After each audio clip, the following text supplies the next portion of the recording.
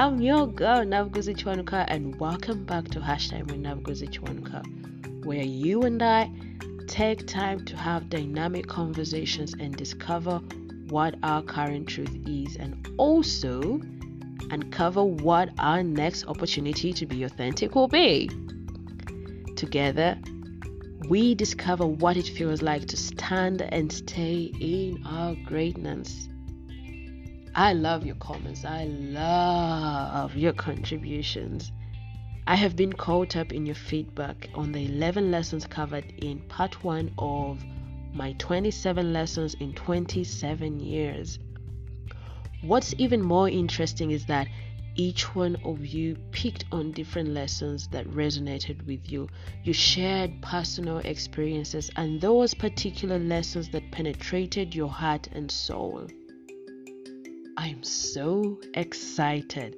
Keep talking to me and let's keep the conversation going.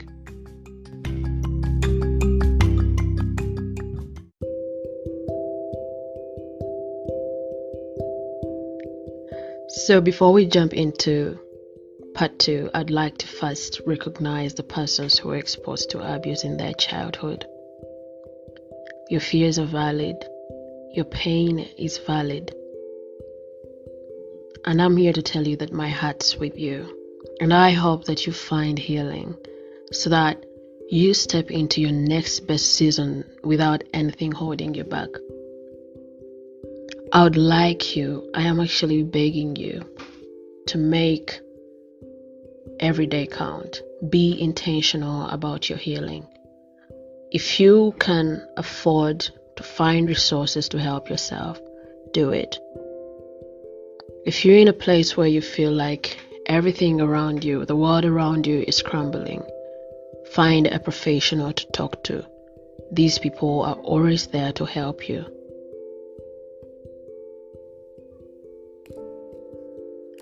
Lesson number 12. Prepare your survival kits while it is still day.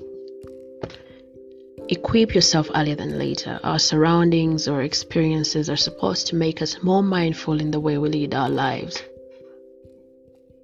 Every unexpected event. When I speak of unexpected events, I think this year makes the phrase understandable. Every unexpected event teaches us one thing or another, and it's through these kinds of learning or reflections that we can premeditate on ways we can survive in case the same tragedy befalls us. This may be looked at in the aspect of our finances, health, and what have you. We're going to look at 2 examples. The first one. If you find that your mental health is wobbly, find help before it's too late. Find what works for you and master the art of coping in trying times. Find a professional to speak to.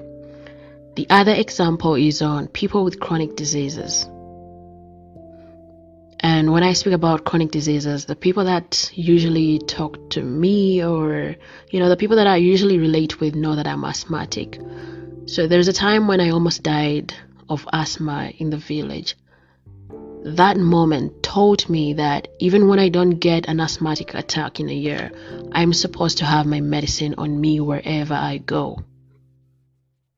If I had my inhaler that night,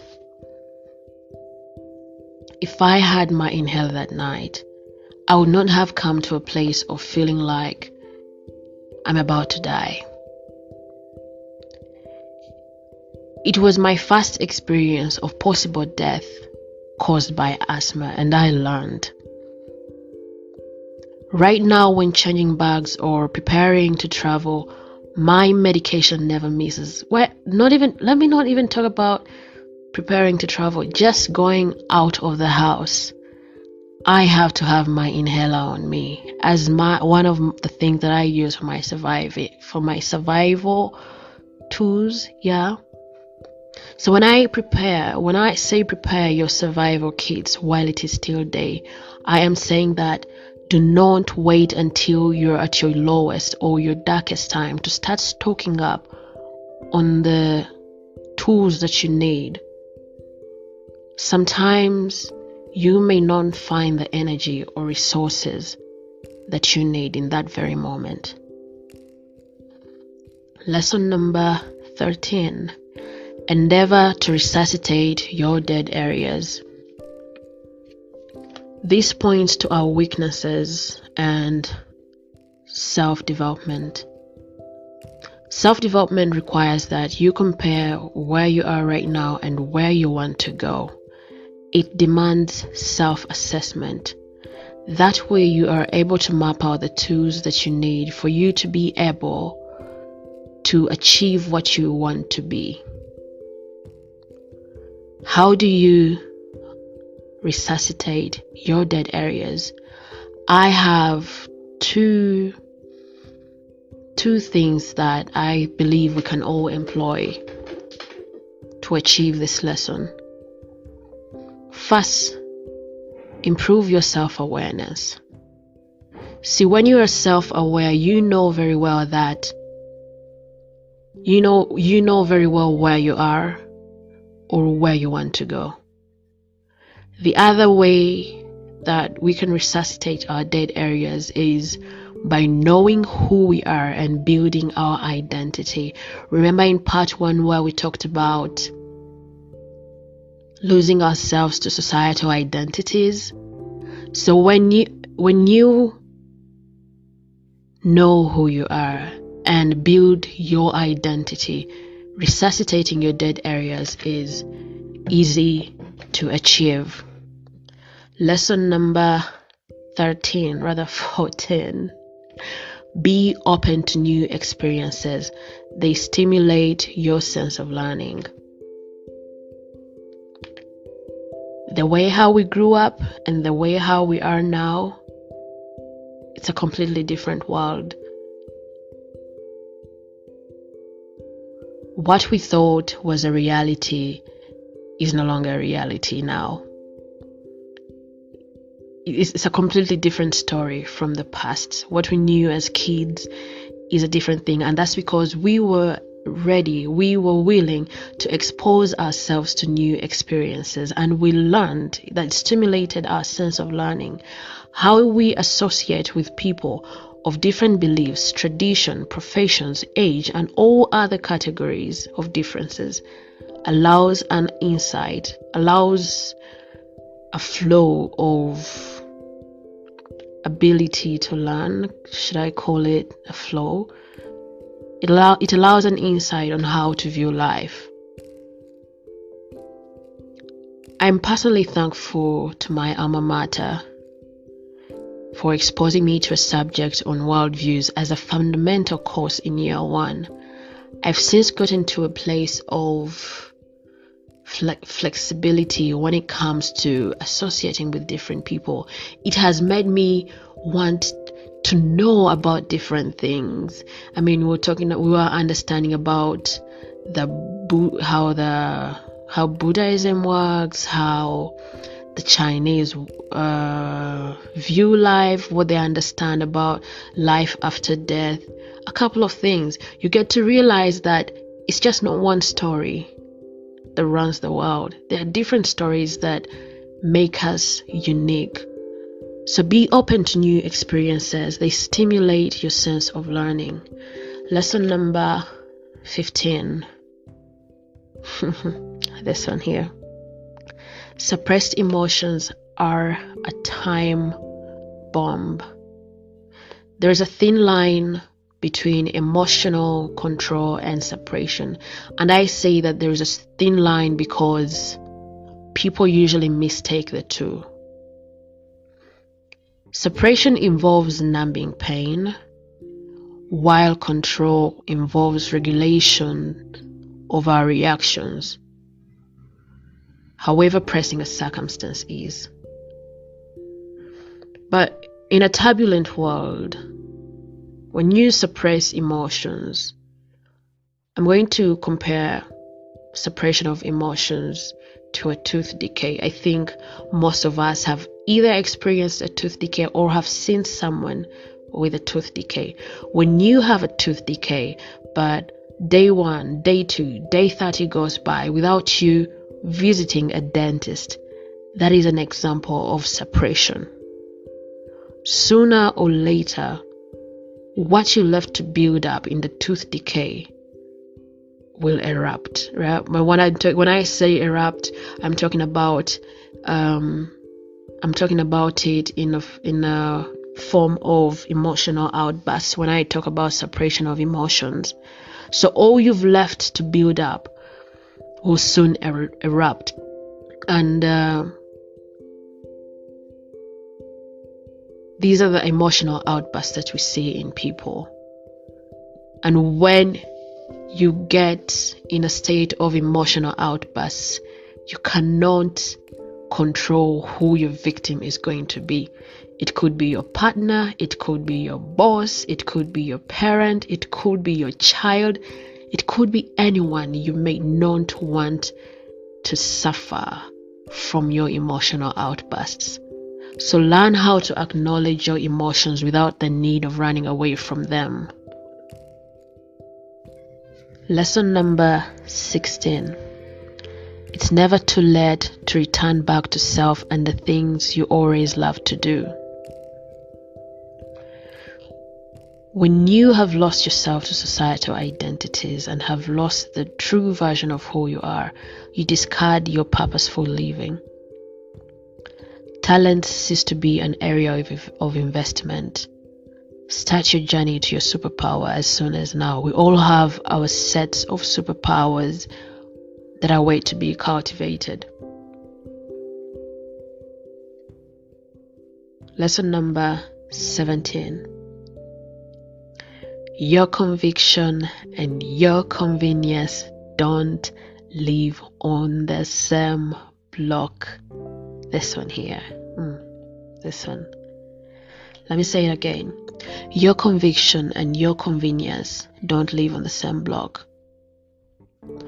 Be comfortable with being uncomfortable. When it comes to achieving your goals, you need to be ready to be uncomfortable. Be willing to be inconvenienced in every pursuit. When you are willing to redefine and rediscover your potential, you cannot achieve that when you're in a state of complacency. We all have dreams, but what makes these dreams achievable is our willingness to be inconvenienced. How we do things and the people we relate with most times, most times they need to change. So in 2020, we all just know 2020. In 2019, I got my NGO registered. That's Equate Foundation. You guys need to check out Equate Foundation. When I got it registered, I was thrown in a phase of panic. At some point, I felt like I'd made a mistake to make my charity outreaches legally recognized in the country. I wanted to continue going casual about it because I felt like I wouldn't manage. But then I'm also the same person who fears giving up. I fear regret. I want to give my all to something until I fail. I want to fail and try again until I do it right. I was running mad figuring out this legality decision and also preparing a World Children's Day event I had organized. This was all happening at the same time. Schools were cancelling on me because my proposal was at short notice. I saw hope crashing before my eyes every day that went by. I felt every pressure in my chest, but finally my friend's mom allowed me to have the event in her school. The day for the event was set 7 days away after the call with my friend's mom. 5 days away from the event, I was involved in a minor border accident. All I had on my mind was, oh my goodness, I was going to miss out on the event in a split second. Like, oh my goodness, I could have died. And then at the time I was on the time when we got the when I got involved in the border accident, I was on my way doing shopping for materials that I needed for the event, and later on proceed to brand the first batch of Equate t-shirts. I made no other decision apart from telling my border guy, you know what, let's get going, time is running. I think the moment I stood up, I checked the time. I don't remember very well. I got back onto that border and proceeded with the day.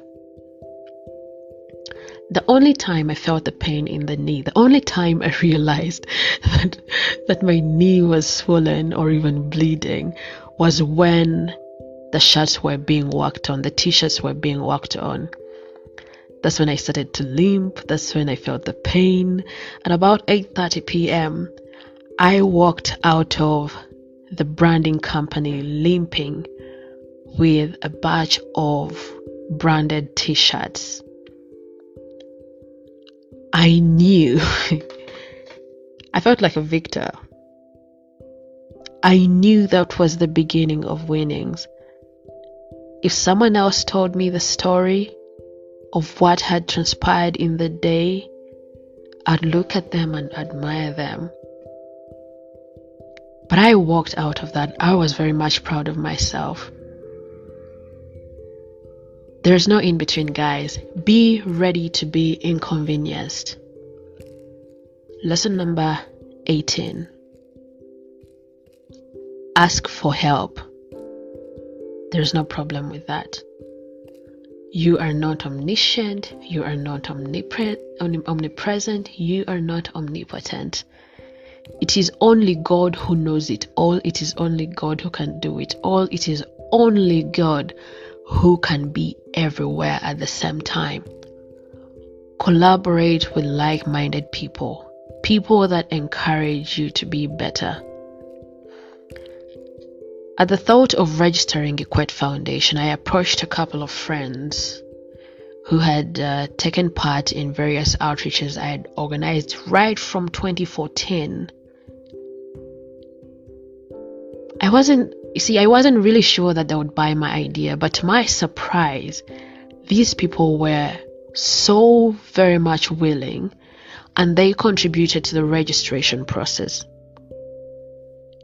And every other thing that was required to take me through the legalizing process.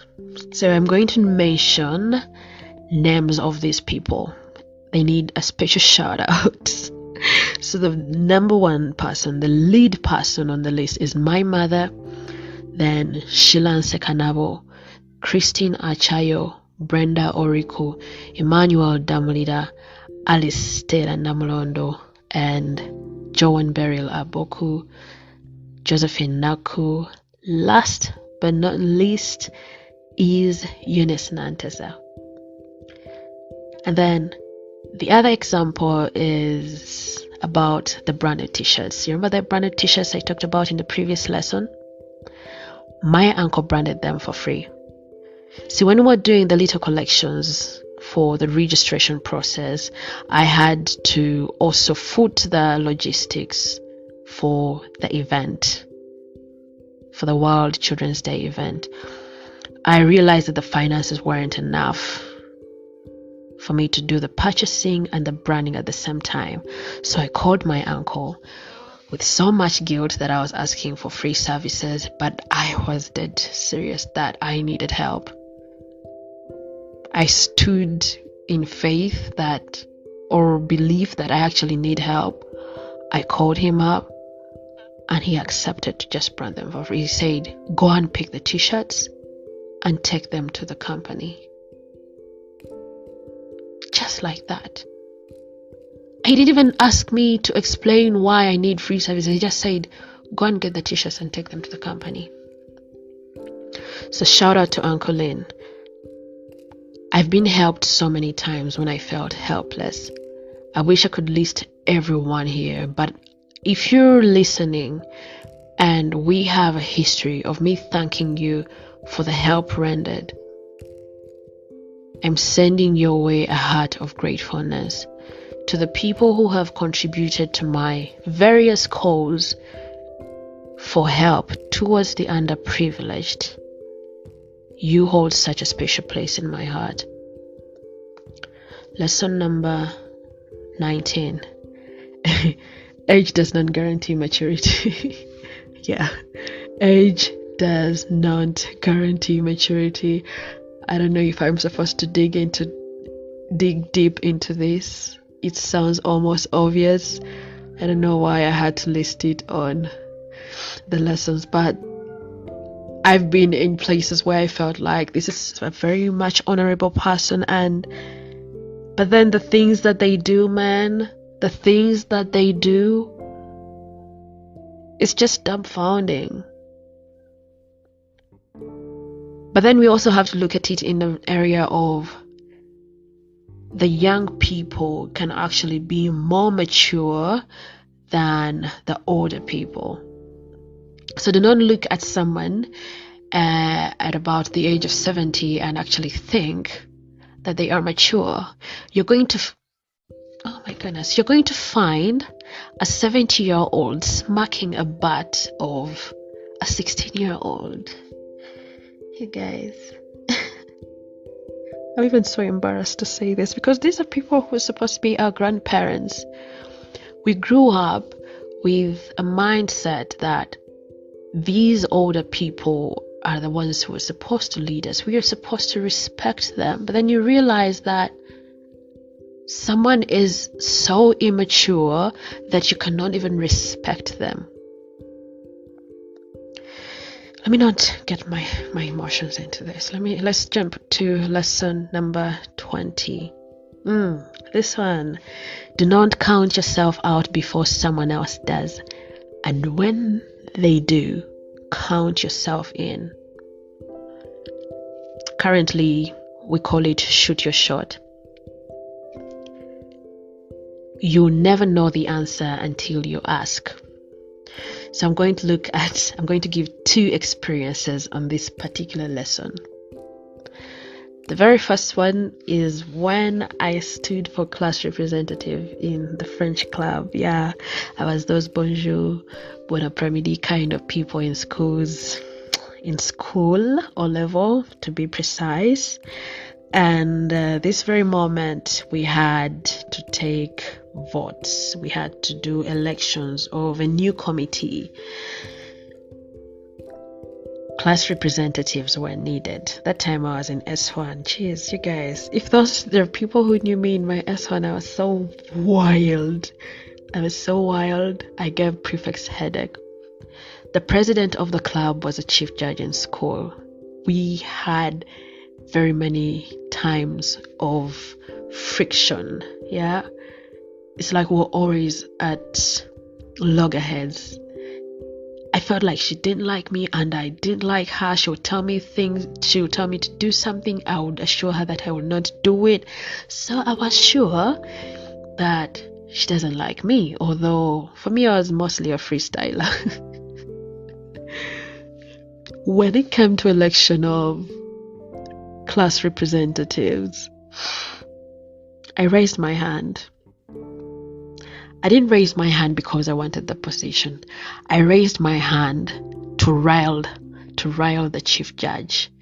I wanted her to roll her eyes, to be like, the nerve. Yeah. But let me tell you something. The person who put up the hand for class representative S1 class, I felt like she was good enough for it. If it wasn't for me to be playful in the elections, I was voting for her. I'm the kind of person who didn't like leadership roles when I was young, growing up. I'm just catching up on this thing in these past, 2 years. It came to votes.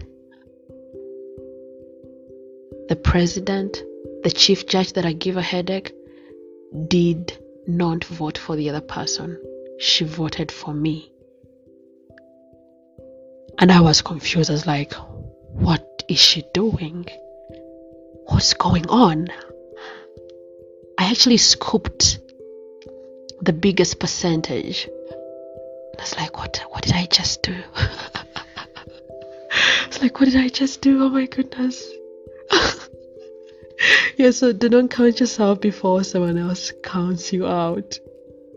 And then the other thing whereby you have to count yourself in when someone else counts you out was, now that time I was in S2, and the art teacher at that time, Mr. Molindo Lawrence, may his soul rest in eternal peace, made a selection of students that would take part in an art exhibition. He was an art teacher at the time.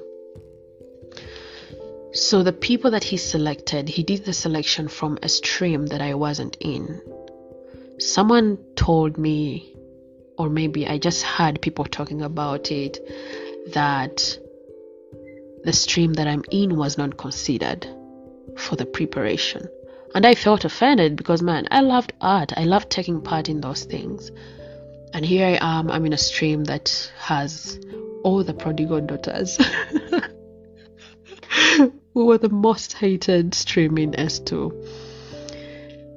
But what I did at the time was finding out the time when these people do the preparations, because it was, I don't know how many days of preparation. I found out about the time and the location where these guys do their things from, and I entered the art, what was it called? Is it an art class? I don't know. Art room? Yeah, I think it was called an art room.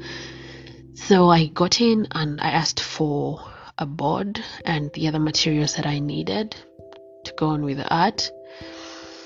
This guy was unamused. He didn't like whatever I was doing, but I was there, and possibly he didn't have a reason to chase me away. So I stayed. The people that he had selected would go and make consultations, and he would advise. They made beautiful art pieces. But man, when I would go to him to ask for help, he would throw a tantrum, literally a tantrum. He would shout at me. But you know what? I said to myself that I was not going to leave that place. I actually knew that my art piece wouldn't go as far as the exhibition day, but I said to myself, it's okay. Just waste his materials unless you would have done something. Okay, I was so playful. So I worked on my art piece myself, no help from the lead person. And then guess what? Exhibition day reached. I ran to the art room to check out if I had made it. But I actually had gone to be sure or prove to myself that what I thought was right. I knew I was not going to make it, but my art piece was there. A price was put to it. The people that were chosen before I fixed myself in the group, some of these guys did not make it to the exhibition day.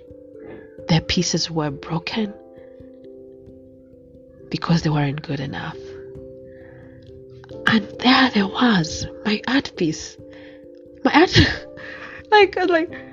art piece was up for sale. And I made sure that it's my mom who bought it. I kept between the art room door and the gate.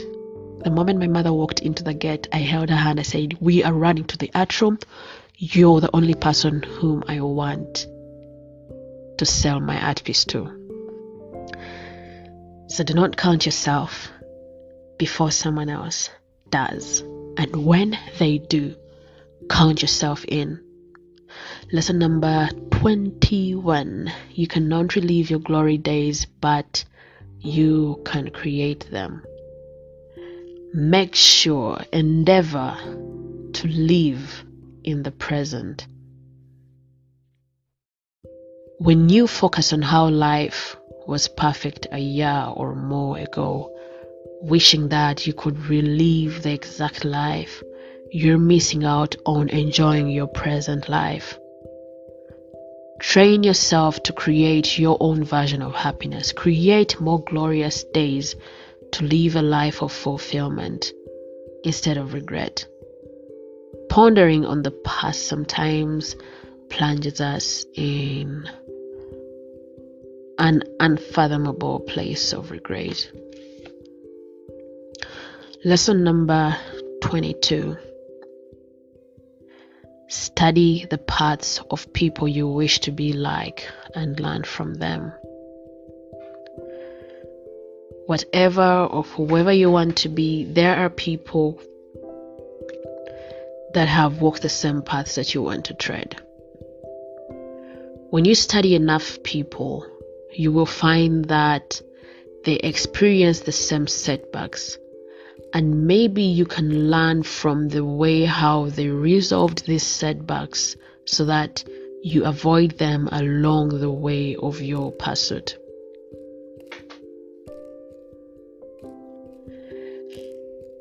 Personally, I've been mistaken to be a writer more than I can count. Yes, I've always wanted to write, but I felt like I lacked the skill. Bossy just said I can do it. Chuma said that I could. Jagero said it's easy. Buravari does it with ease. Okay, they all do it with ease. And then there is the sweetheart of my heart, Jennifer Nansovoga Makombi. She gave me an idea on what genre that I could consider. I read these people's literature. I read other people's literature as well. And then last year, I attended a non-fiction masterclass under Writivism. And I think that as time goes on, as I keep reading people's work, as I keep reading different literature, is there such thing as literatures? if I keep reading these people's work and writing at the same time, I believe I'm going to be a better writer than I am right now. So far where I am much better than I was last year, I think. So whom do you want to be like? Who are you reading about? Lesson number 23. You become a sponge of your environment. You are a product of your environment. What you constantly expose your mind to, you become. The friends you make, those friends that you make, omuganda agamba mbuulira gw'oyita naye nkubuulira empisa zo. For the English speakers, there is a saying which prescribes that when the character of a person is not clear to you, look at their friends. So what's your social environment? Have you taken time to study it? Are you willing to be a sponge of that environment? Lesson number 24. This one. Your internet or your phone either makes you or breaks you. Make good use of your devices. Most of us spend about 3/4 of the day on our phones, looking at these phones. But if all you do on your phone is gossip or scroll through news feeds and tap all the different reaction buttons that exist on different social media platforms, if that is all that you do with your phone, you are killing yourself. And I'm not talking about the people that use social media as a moment to relax. I'm talking about people who spend 3/4 or the whole of their day on these phones. If you're the kind of person who spends 3/4 or the whole day on your phone, make good use of it. Find things you can do. There are very many educational things on these smartphone devices. It's beyond sharing nudes. It's beyond gossiping. It's beyond celebrity lives. You can do so much with your smartphone. You can take an online course. There are very many free online courses. You might be in a place where you feel like you've finished school, but there is so much that you do not know. Make good use of your phone. Do not let a day go by without you learning something off your phone.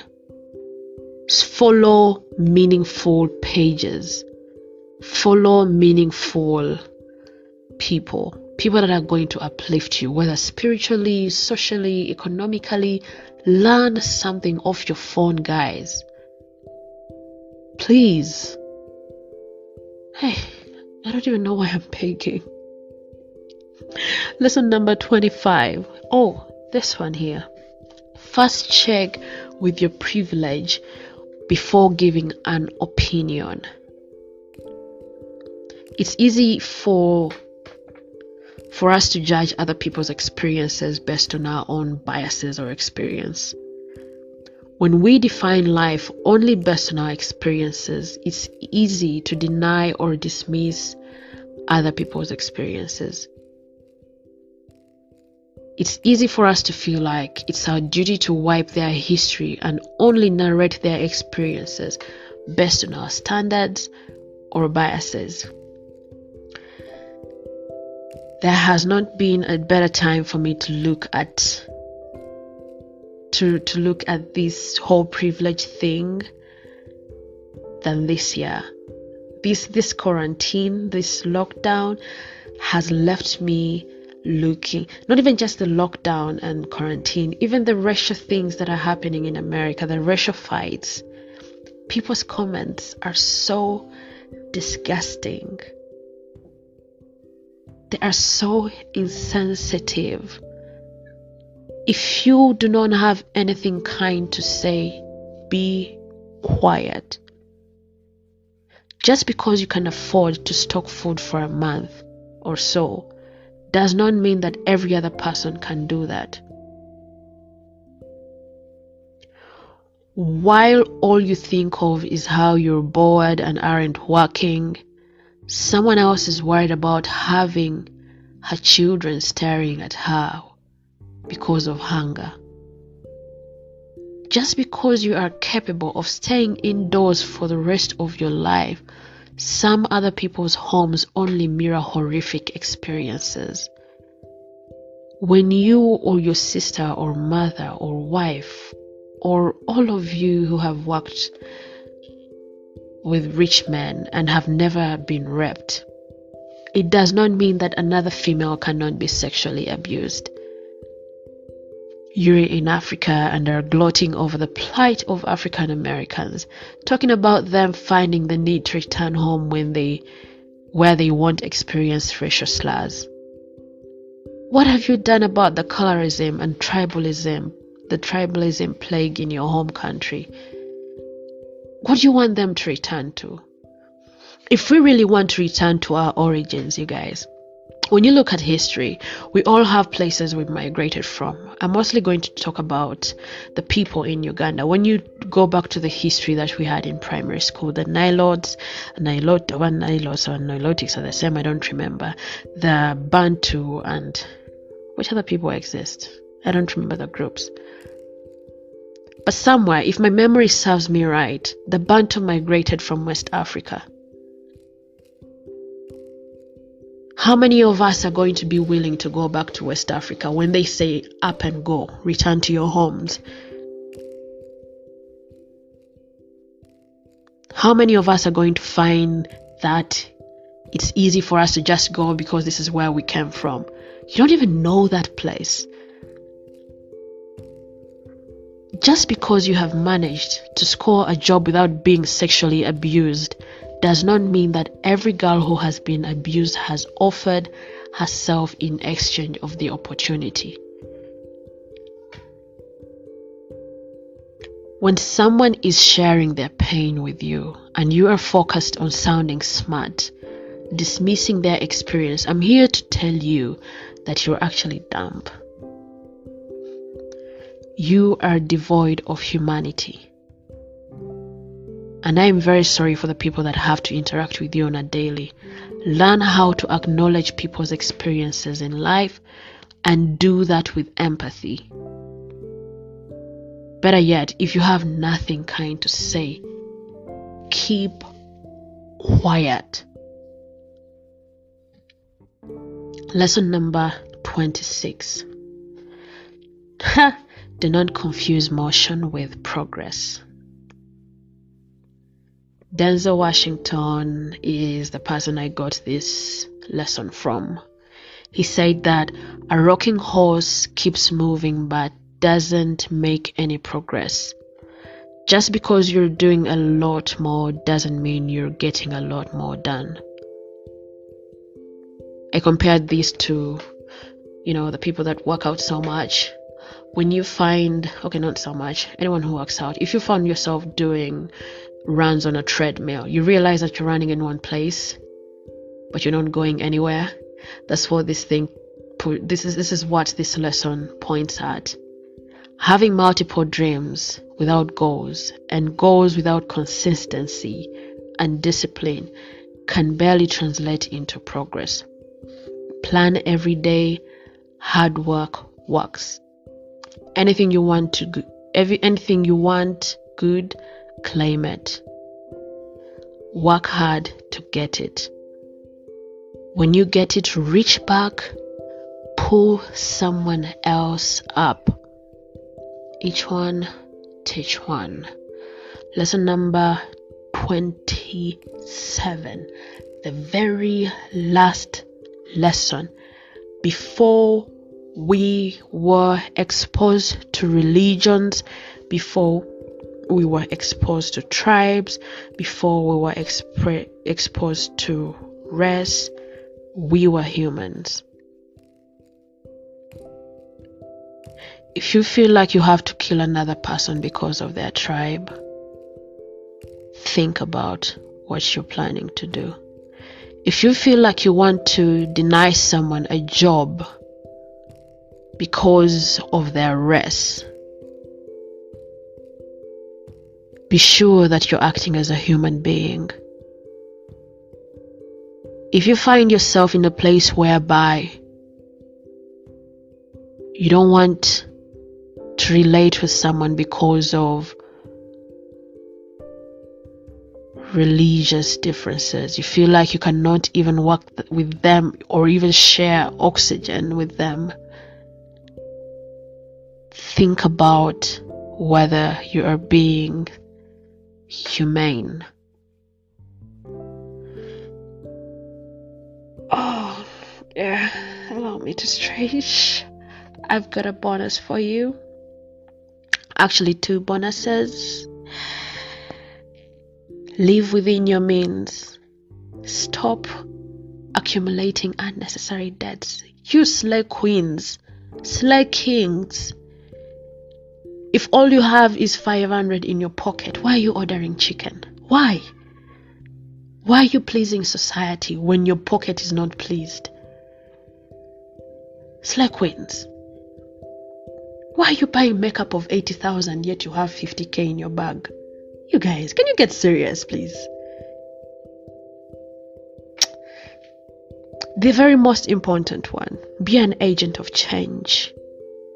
We're doing that in Equate Foundation. We are ensuring that the underprivileged have access to education. So if you want to be a part of Equate Foundation, don't hesitate to reach me. Ciao.